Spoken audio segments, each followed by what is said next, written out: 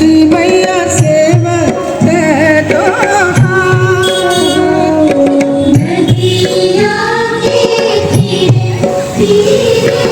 आए छठी मैया से